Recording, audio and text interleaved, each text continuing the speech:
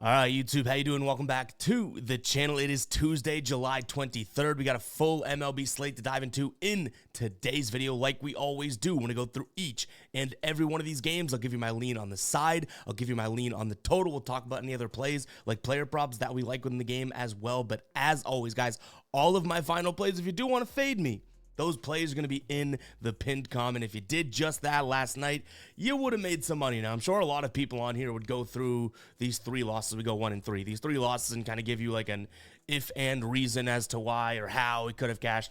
To be honest, it's kind of like I just bet these blindfolded the way that I look at it. None of them really obviously were the play. The Nerfy gets killed right away. That Rockies team total, I mean, it goes to extras, but I think in like the 6th inning, they scored their 5th run. They scored 4 in 1 inning against the Red Sox. Then the Astros' first 5, they put a goose egg up. So obviously not the best plays. Even our one win, we had to sweat it out. They went to extra innings. They walk off. They win 4-3. So womp womp, worthy of a night for your boy here. But you know what? I'll own it versus trying to defend it. In terms of our ride of the day, Ray is right here with me. Raycon had Reds versus Braves Nerfy. The Reds get one in the top of the first. I just dropped the womp womp for myself, so we won't drop it again. But Raycon, we share that womp womp right there. If you guys don't know what the ride of the day is, all you have to use is hashtag ride of the day in the comments or hashtag ROTD. Give me your favorite play for the day, and then whichever comment gets the most likes down below, we will jump on board with and ride with and give you a shout out, just like Raycon got here in the next video, win or loss. If you win, we celebrate and we continue to ride with your plays. If you lose, we got to drop the womp womp. Let's go ahead and jump into today's slate. Win or loss, guys, we're going to show up here. We're going to have a good time, have some fun sports betting, right? So hit that like button, hit that subscribe button. Let's rock and roll here. We got Cleveland taking on Detroit.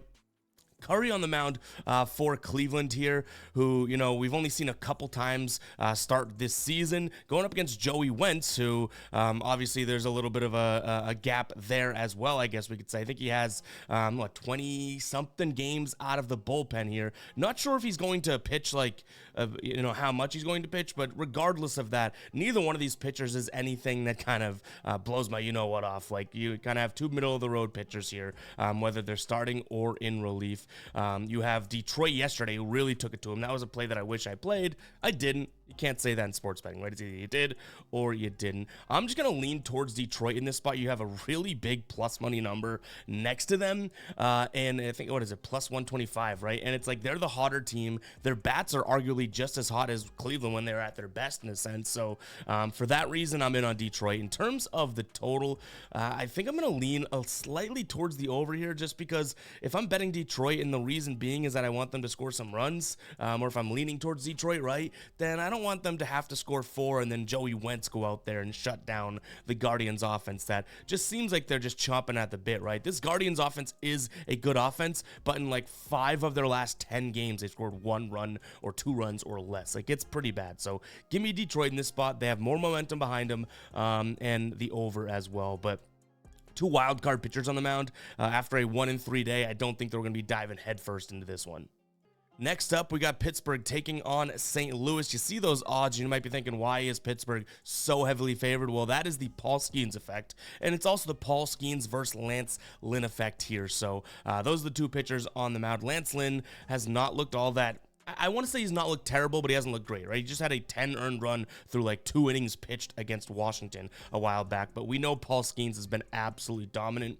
The problem here is that I think the Pittsburgh, for the team and the type of team that they are, they're getting priced out, right? Like, that offense isn't all that great. I know that Washington's isn't either, and they put up 10 runs against Lance Lynn, but I don't really think Pittsburgh's offense has been, firing in the last couple games here. They did head into and then came out of the All-Star break looking good, but 2 runs yesterday in a spot in which, Palante, they could have gotten to a little bit. So I think that minus 185 seems like it's a little bit too much. The way that I'd play this is just say, you know what, screw it. Let's go Paul Skeens versus Lance Lynn. Give me Pittsburgh on the run line here. Minus 0.5 for minus 130 over on ESPN. So I'm not looking at that full game money line or anything like that. Just give me, again, Pittsburgh versus St. Louis, aka Paul Skeens versus Lance Lynn in that first 5. For what that's worth as well, St. Louis's bullpen on the season, 4th best ERA and the 11th best whip, compared to Pittsburgh's 23rd ERA and 26th whip. So obviously there is a little bit of like, reasoning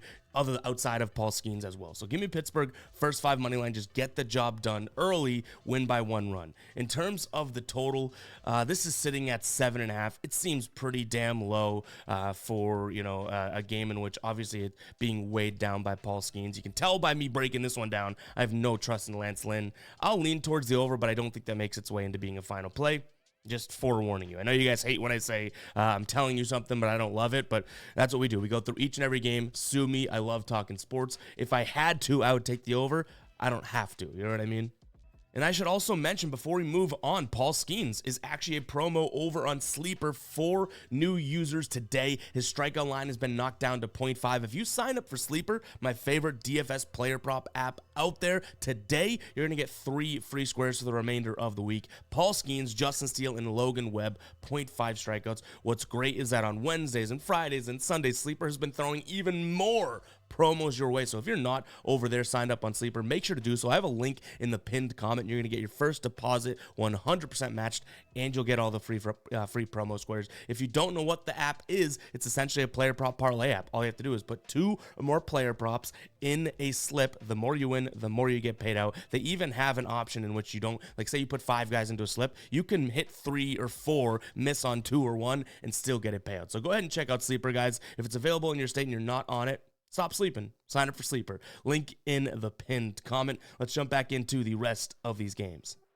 All right, Miami taking on Baltimore. Kyle Tyler on the mound for Miami, who I'm not like the most familiar with. I believe he has 2 or 3 starts on the season. Hasn't looked tremendous. He's got a 3.38 ERA, but that looks great, right? But then his his expected FIP is 4.89, but his average against is actually decent. So it's almost like you have a pitcher that kind of doesn't have his way yet, I guess, in terms of this season. I believe he pitched 2 years ago or something like that for San Diego. But nonetheless, like, I don't necessarily want to back him, but he hasn't been terrible. The problem is he's going up against the Baltimore Orioles, who are obviously a good offense here. And one thing, and I'll flash into our dashboard here that we built, right? Look at this. He's going to throw nearly 65% cutters, right?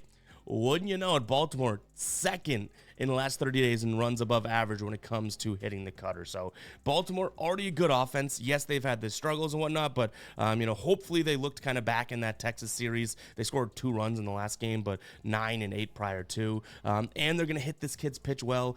That's why Baltimore's so heavily favored. So I'll lean towards Baltimore here in this spot, but obviously they're a little bit priced out right now, which is unfortunate. Their money line is minus 176, and Albert Suarez on the other side for Baltimore, he's starting. I don't know if I want to sit there and say, okay, well, let's go first 5 run line, like just like we do with the Skeens, right? Like I'm pitting Skeens and Lance Lynn against one another. I don't know enough about Tyler and even Suarez for that matter in a sense to say, okay, well, go out there and do it in the first 5 and win that one, because if you have a little bit bigger cojones here and want to roll with that and want to play Baltimore, probably is minus 0.5 in the first 5 for minus 130 over on FD. You know what I mean? But to me, that doesn't make its way there due to the fact that I don't necessarily want to put all my eggs in Suarez's basket, who honestly, like 3 of his last 5 starts haven't been all that great. So I'll lean Baltimore money line, but maybe it's some sort of a parlay throw in. In terms of the total, 8.5, I'll lean towards the over. I'm trusting Baltimore here, but maybe it's a Baltimore team total over more than anything. All right, San Diego taking on Washington. Washington hosting here. We have what should be, I don't know if it's confirmed yet, but DJ Herz on the mound for Washington, going up against Randy Vasquez for San Diego, who stinks, right?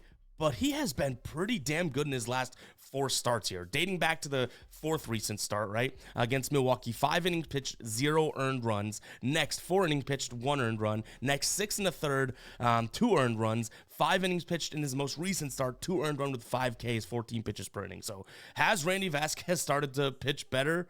Perhaps. Like, I'm not going to sit here and tell you no. I still don't trust him fully, but DJ Herz, on the other hand, is not a guy that I've loved. He's been really good at home, but overall, I feel like he's always just 1 pitch away from making a mistake, and you don't want to do that with this San Diego lineup against lefties as of right now. So I'll lean towards San Diego. I think you're getting the better team for plus money here. They're plus 105. I'll have to look at their lineup and see if there's anything totally missing from there, because, again, I think you're getting the better team for plus money. I know Vasquez stinks overall, but the dude has been pitching okay. Who's to say he can't go and do that against Washington? You know what I mean? So That's where I come out in this one. Maybe that's a psycho play. I don't necessarily think so. In terms of the total here, 9.5, I almost want to lean over yet again because like if you listen to the reasoning and rationale for these leans, if it comes to me liking it because I think that one team can get to the other team, then it'd be silly for me to lean towards the under, right? Like if all goes according to plan for my money line lean, they should score a bunch of runs. So I'll lean towards the over. But again, maybe this is another way that we just combine the two. I've said it a couple times now. Just like betting the team that I like, their team total over, allowing the Padres to get to DJ Herz. And that also allows us to not have to worry about Vasquez continuing this hot streak, because what if he goes out there and stinks, right? But overall, I do think that this could be a nice spot for the Padres at plus 105 over on DK right now. And we do have a player prop in this game. King of the bases may be reporting for duty here. Lane Thomas, under 1.5 bases here. So against righties on the season, he's batting .210. His ISO drops, his batting average with balls in play drops. And then Randy Vasquez, for what it's worth, his batting average on the season against, right? So batters against him, .324. It drops to .248 against righty batters, so we like to see that. My one concern is that all three of the main pitches, fastball, curveball, sinker, that Vasquez throws, Lance Thomas's WOBA does go up. But you know what? Altogether, I do think that if he's going to see it from the right side, could be a little bit more difficult for him. So Lane Thomas, did I say Lance Thomas? Lane Thomas under 1.5 bases. King of the bases, reporting for duty. Keep an eye on the pin comment to see if that makes it. Yankees taking on the Mets. Another one that I wish I bet yesterday, the Yankees over. Though the Yankees did all the work, they kind of did exactly what I thought. That Rays bullpen would kind of dwindle. Yankees scored a bunch of runs early, and then they continued to score runs. So another missed shot. We missed 75% of our plays yesterday, but there were some leans that I had that I was this close. Like, I keep all of my plays on a notebook here, and I kind of go process of elimination, and some of these winners got crossed off. So you know what? It is what it is. I'm not going to get too down about it, but doesn't taste all that great. But nonetheless, we have New York versus New York here. A little Subway action. We have the Yankees taking on the Mets. Yankees coming off of that 9-1 win against the Rays, and New York with a weird to say, hard-fought series against Miami. They split it. Yesterday, they win 6-4. On the mound today is going to be Jose Quintana going up against Luis Gil, who has been really good at home so far. But the Yankees' bats, one, have cooled off in general, right? I mean, they scored 9 runs yesterday, but still. And two, they're going up against a lefty, so there is some, lane and paths to get to the Mets here in this spot, and I think I might do just that. Both of these pitchers, so Gil and Quintana, haven't had the best records against the guys on the current opposing roster. So, okay, say pitching is sort of a null and void, an even thing. We're going to say, okay, even though this is all green at home, right, and this is all orange or yellow or red on the road, I'm going to say that they're more even than they should be. I look at this and I say, okay, Luis Gil, 52% fastballs. Well, one, the Mets have a great against the right-handed pitcher in the last 30 days bats, right? But their fastball, number 2 in the league in terms of runs above average. The slider, top 11, and then the changeup, top 7. You come down here and you see fastball, sinker, and changeup. The Yankees only hit 2 of those 3 pitches well. So we have 2 3-pitch pitchers. One of the teams, and they're plus 140 dogs here, hits all 3. One hits 2 out of the 3. So there's definitely a path, and I think that we might go and take a peek at it here for the Mets at plus 140. If this is like plus 105, I don't think that I even consider it. You know what I mean? So the price has a hell of a lot to do with what we are, in fact, looking at here. Now, the total's at 9. I think one of these pitchers probably has a decent game here. So I'm going to stick away from pulling the trigger on an over. In fact, I'm kind of right on the fence. I'd lean towards the under just because, like I said, I think it's either going to be the Mets go off and the Yankees struggle, or vice versa, which both of those can definitely happen. I just don't see a total shootout between these two teams. That being said, I kind of want to give you the facts that when these two teams play each other, they seem to score a lot of runs. This season back in June, and then even prior to that. So take that for what it's worth. I still think that there could be like a 4-3, 5-3 type game today. And by the way, guys, if you do want access to this dashboard, it's something that we've put so much work into, and it probably looks pretty simple to some degree to you. But what it is honestly like a one-stop sort of, or I shouldn't say one-stop, I should say a starter platform of where to find these plays. You come in here, you don't even need to know names or stats. You can say green is good, right? So, okay, pitching advantage, batting advantage. They hit this well. So we have everything color-coded. We have pitching. Well, one, the team sort of win streaks as of right now, home, away, last 3, that type type of thing. We have the pitching, but based on their season, away, and then even to a batter split, right? We have bullpen stats down here, pitch percentage, which is essentially visualized right here, and then we have batting, both overall versus righties and against that hand, whether they're home or away, and then we have against certain pitches, so you can kind of compare and contrast the pitches that they throw. So go ahead and check it out, guys. Join by becoming a channel member. It's just $2.99 per month. You get that link every single day. The link does not change for the month. We get a new link every single month. But yeah, become a channel member. I'll have a link in the description, but there should also be a nice big join button next to the subscribe button below this video. That's what that is. But let's jump into this next game here. We got Toronto taking on Tampa Bay. Jose Barrios on the mound, going up against Sean, or what should be, I don't think it's confirmed yet, what should be Sean Armstrong, who we haven't seen start since May, right? But he's only going to give you there's a reason we haven't seen him start, because that's the type of pitcher that he is. He goes out there and throws a couple innings. He's clearly still been, actually, I don't even know. When did he might have been on the DL now that I think about it, but nonetheless, the main pitcher here is going to be Tyler Alexander for the Rays. Either way, I don't think that this is a pitching advantage for Tampa Bay. Toronto has a slightly better offense. Jose Barrios has had his ups and downs. We know that, but he's been pretty solid at home. So minus 155, yes, that's pretty freaking pricey. But you know what? At the end of the day, I don't think that I can trust this Tampa Bay team.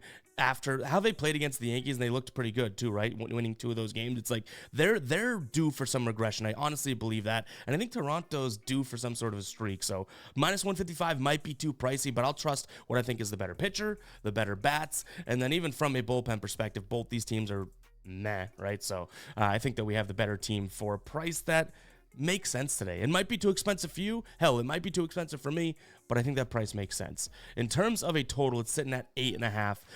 I think that this is a 5-3 game at minimum, and it could be 5-4. Like I said, Jose Barrios has had his sort of spot starts where he struggled, but he's been pretty damn good against the Rays. So I'll lean over, but I don't think that makes its way into being a final play prior to just rolling with Toronto money line. In fact, one way that we could play this, and now that I say it out loud too, could make some sense, is truly just saying Toronto first 5 run line, because I think you're going to get like plus 105. Let's see.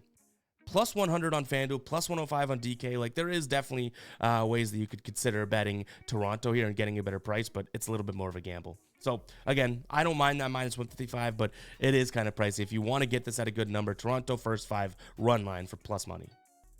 All right, we have the Braves taking on the Reds here. Chris Sale on the mound, I believe. We got Nick Martinez on the mound for Cincinnati. Not to beat a dead horse here, but what did I tell you yesterday? I said Cincinnati could be the play. They didn't even really make it to a final stage of me betting them, so I can't even take credit for like really liking them. But they win 4-1. But I also said yesterday, I said I don't like that price for the Braves. I think they're like minus 140 something, right? Unless it's Chris Sale on the mound. Well, Chris Sale's on the mound today, but it's at minus 250. So I don't think we're going to be betting the Braves today, but I really don't have the easiest of paths getting to Cincinnati. I think the Braves win this one in a low-scoring game, so I'm going to lean towards the under, as well as a strong look at the Nerfy. If Nick Martinez is pitching, I don't want to say that it worries me to some degree, but Chris Sale's on the mound for Atlanta, and we have some rain chance. Like, I think this could be a strong play for the Nerfy, and you're getting pretty decent odds for a Nerfy here. All things considered, for what you'd get normally with like a 7.5 game and weather, minus 125 on DK for a Nerfy. Like, this could easily be minus 140 if you ask me. So I'll lean towards the Nerfy. I guess a slight lean towards an under as well. In fact, you can get some 8s out there. If you really like the under, you can get some 8s. There's plenty of 7.5s, but yeah. And then money line wise, it'd be Braves in some sort of a parlay for me, just due to the fact that you have Chris Sale on the mound. So maybe it's like a Baltimore and Braves parlay, but again, do we want to put that much stock into Suarez? Not exactly sure about that one. And though I do think the Braves has the upper hand today, and I like the under in this game, I actually like Jonathan India over 1.5 hits, runs, and RBIs due to the fact that you're getting it at plus 115 over on DK right now. One, he's hit this in 4 of his last 5 games and in 7 of his last 10. On the road this season, he's hit it in 50% of games, which sounds pretty bad, right? But on the road against left-handed starting pitchers, he's hit it in 67%. So this dude bats better against lefties, which that checks out. Against lefties on the season, 308 .248 average, and Chris Sale against righty batters struggles a little bit. Now, one thing to note is that you're going to get slider fastball from Sale, right? India does not hit the slider very well, but that fastball he hits very well. 402 WOBA on the season. So for plus 115, that's definitely a play that could make its way into being a final play, just due to the fact that we're getting plus money there. All right, Minnesota taking on Philadelphia. Minnesota gets the win yesterday, 7-2. That was a pretty, close game. And then come 7th, 8th inning, those two innings combined, Minnesota scores 4 runs there. So it was a 3-2 game heading into the 7th, right? But nonetheless, today should be a different result, honestly, just due to the fact that we have Woods Richardson on the mound going up against Zach Wheeler. Zach Wheeler coming back now. I like his chances to be able to pitch well against this Twins team. He's done it in the past. Expected batting average against in 29 plate appearances against this roster, so somewhat small sample size, but still 30 plate appearances, right? 198, an ex-WOBA of 293. So I like Zach Wheeler here in this spot. The one thing that I'll say, and if you're going to bet this yourself, definitely to think twice about it, is the fact that Minnesota, we've seen a cold offense, right?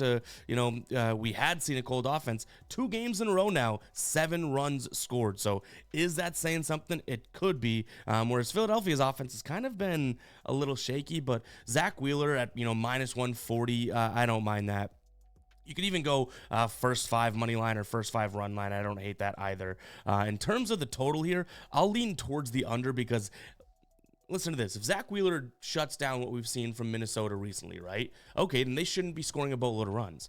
And if Simeon Woods Richardson, who's on the mound for the Twins today, just pitches okay, this Phillies offense has not been crazy in the last, couple weeks. So this should be like a 4-3 game. I'll tell you what, though, if I had to pick one of those, I'm probably just looking at the money line overall, just due to the fact that, well, yeah, we're judging trends and whatnot, right?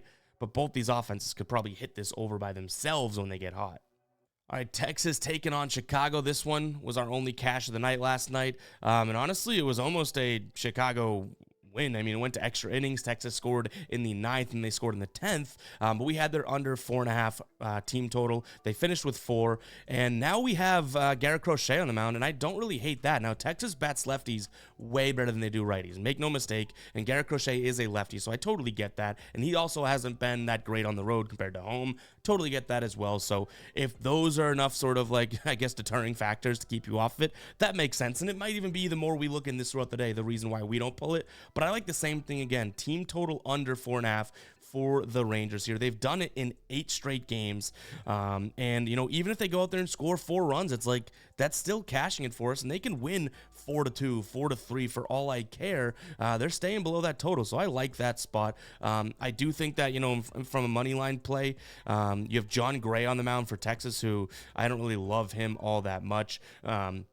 He's really good against righties. There's tons of righties in this Chicago lineup, so he should be a little bit better, but I still don't think he's any Garrett Crochet. The fact that Crochet has 6 wins with this Chicago team should be mind-blowing to all of us. He's 6-6, but his stats are incredible, and it's due to the fact that he's getting no run support. So I got to lean towards Chicago here. Getting a decent price too, plus 120 over on DK. I can't necessarily pass that up. But again, I don't mind taking a peek at that Texas team total under. I don't mind the full game under, and I'd also consider taking a peek at the Nerfy in this one as well. Texas has a good lineup, but Chicago has the good pitcher, right? And then Texas has the meh pitcher, but Chicago has the bad lineup. This should be something that Nerfy is well within play. And just to kind of paint a picture, right? That Atlanta and Cincinnati Nerfy is better odds than this one. So that shows, I think we have some value on that Atlanta one that we talked about. But I also like this one as well. Minus 130 over on ESPN. All right, we got the Cubs taking on the Brewers here. On the mound for the Cubs, looks like it's going to be Jameson Taillon going up against Colin Rea here. Yesterday, we saw this matchup, and the Cubs ended up winning that 3-1, and it wasn't a good game. At least I didn't watch it, so I don't know for sure, but Carne Asada only pitches 3 1/3, but maybe did he get hurt or something? I didn't see the game, so I don't want to speak on that if that's crazy talk. But nonetheless, we have a new game today, and like I said, Taillon going up against Rea. Correa. I think that Taillon at home especially is probably a little bit more of a favorable pitcher here in this spot. I will say that, but you look at the bats, Brewers should be able to bounce back. They also have the better bullpen, so that's worth noting as well. And Correa has been good against this Cubs roster. 48 plate appearances. He has an average against of 186, a WOBA of 268, slugging at 367, but an expected WOBA of 301. So nothing that I hate there.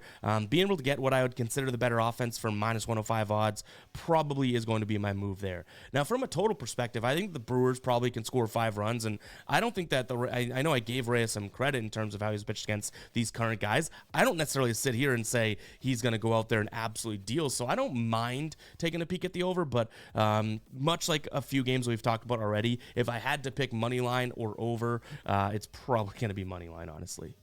All right, guys, real quick, before we jump into the final 5 games of the slate, I do want to shout out the merch we have here on the channel. You can use code 5. I'll type it out right here, FIVE. You got to spell it out, right? You're going to get up to 20% off today. It's a random discount. It's either going to give you 10, 15, or 20. We might have an 18 in there.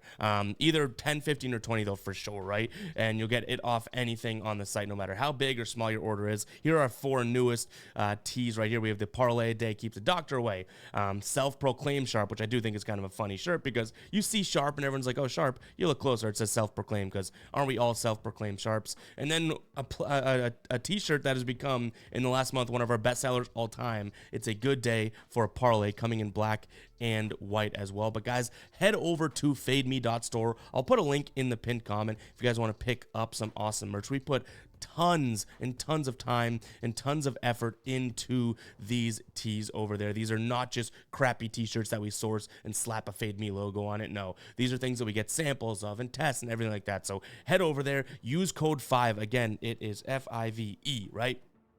You're going to get up to 20% off. I think 20 is like the rare one. You know, it's just going to give you a random one. So go ahead and check it out, guys. It helps support me as well. If you've been watching for a while and maybe you didn't even know we have merch, we do. Not everything says Fade Me on it. We have a bunch of other logo stuff and cool stuff over there. So head over to fademe.store. I'll put a link in the pinned comment as well, but use code 5, FIVE. I can handle spelling that one. Spelling be champ. You're going to get up to 20% off today.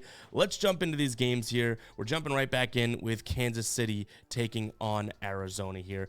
Marsh in the mound for Kansas City, going up against Jordan Montgomery for Arizona. Jordan Montgomery's really good against lefty pitchers, so just FYI, when you guys are researching games and stuff, when you say Jordan Montgomery's on the mound, the dude kind of stinks, if you ask me, right? But he's really good against lefties. So that's the first thing I look at, and it looks like Kansas City has one lefty in the lineup today, and it's Pascatinto. So he's a decent hitter as well. So all of a sudden, all Jordan Montgomery's juge goes away, right? Which is tough. And then Marsh is good against lefties as well. Looks like they're going to have 4 lefties in the Arizona lineup. So all of a sudden, it's like, okay, well, Marsh probably has the pitching advantage. That being said, this Arizona offense is not anything to really tip your nose at, especially against right-handed pitchers. Last 30 days, from a power perspective, they're looking really good. Not necessarily from an average and getting on base, so keep that in mind. But power perspective, OPS 9th, ISO 5th, slugging 8th, compared to those same metrics at 27th, 28th, and 24th.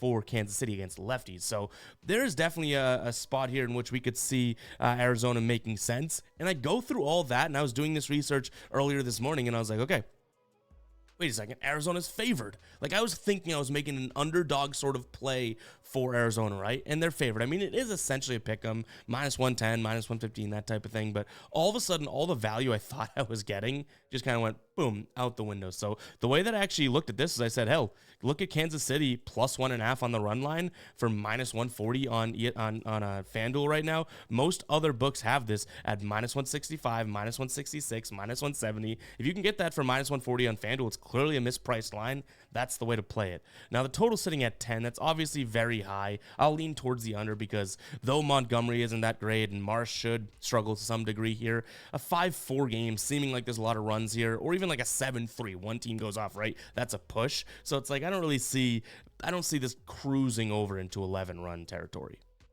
All right.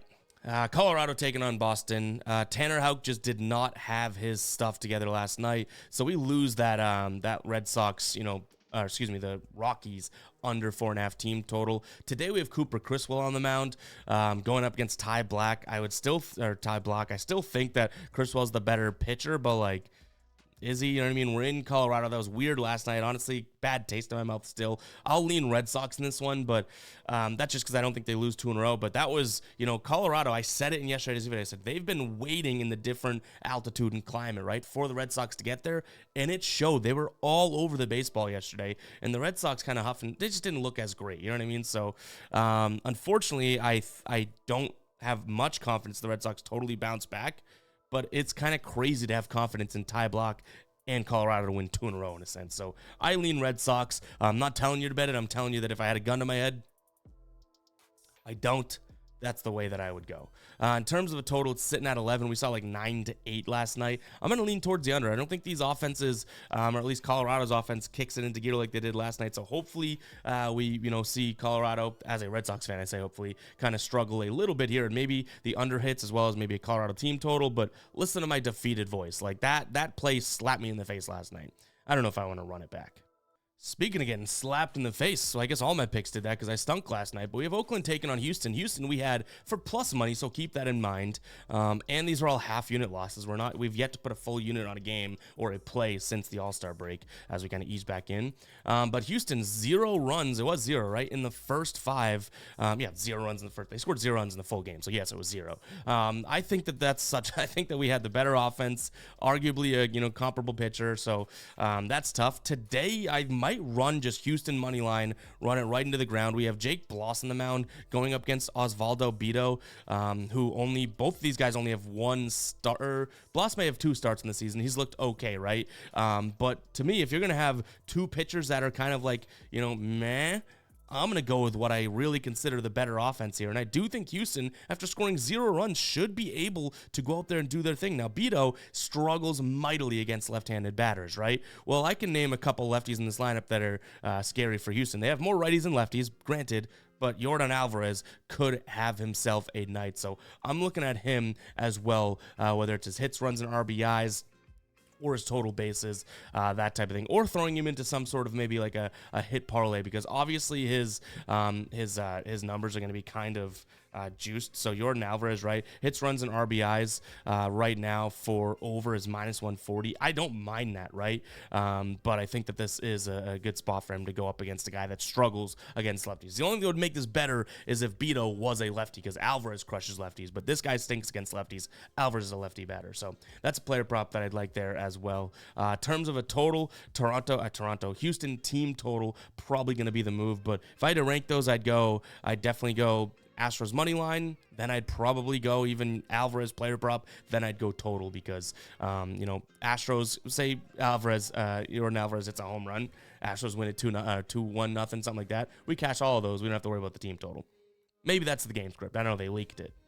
All right, one of our L's last night. Before we do get into it, guys, if you have made it this far into the video, go ahead and comment 32. Let me know that you made it that far into the video. Appreciate the hell out of everyone that does that. We haven't done one of these rants in a while, but honestly, I love seeing the 32s. And then when someone asks, what's the 32s for? I don't get it. It's like, I feel bad sometimes because they're like, sorry, I'm new. Like, what's the 32? And it's like, all it is if you made it this far into the video, you know exactly what it is. So I can suss it out, but I understand some people might make it that far, but they just haven't made it that far yet. But nonetheless, guys, comment 32 if you've made it. Appreciate all the support. I know we've been on fire in July, but I hope that you guys are following, and I'll say this now. Hope you guys are following for 2 reasons. 1, you like the content. 2, because you somewhat just mess with what I'm doing, right?